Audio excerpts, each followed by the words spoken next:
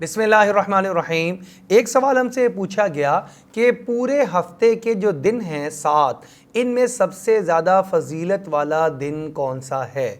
تو یہ آپ سمجھ لیجئے کہ پورے ہفتے میں سب سے زیادہ فضیلت والا دن جمعۃ المبارک کا دن ہے۔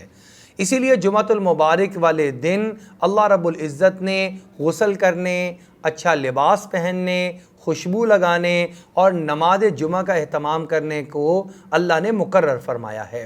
حضرت ابو ہریرہ رضی اللہ عنہ کی روایت ہے، نبی اکرم صلی اللہ علیہ وسلم نے ارشاد فرمایا کہ جتنے بھی دن جتنے پر سورج طلوع ہوتا ہے ان سارے کے سارے دنوں میں سب سے بہترین دن جمعے کا دن ہے۔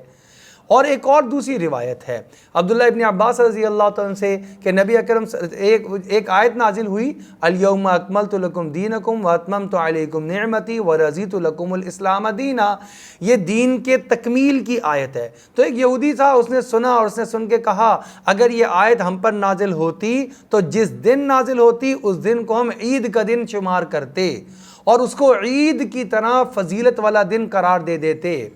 تو عبداللہ ابن عباس رضی اللہ عنہ نے جواب میں ارشاد فرمایا، ایک نہیں، اس دن ہمارے لیے 2 عیدیں تھیں، اس سے کہ یوم عرفہ کا دن تھا جو تمام سال میں سب سے بہترین دن ہے۔ پورے سال کا اگر افضل ترین دن شمار کیا جائے تو وہ یوم عرفہ ہے، اور ہفتے کا بھی سب سے افضل ترین دن تھا یعنی جمعۃ المبارک۔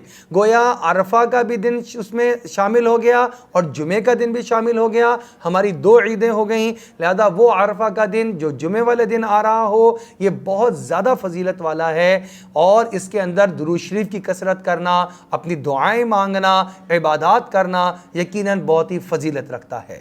اللہ جل شانہ ہمیں دین کے احکامات کو جان کر زندگی بسر کرنے کی توفیق عطا فرمائے۔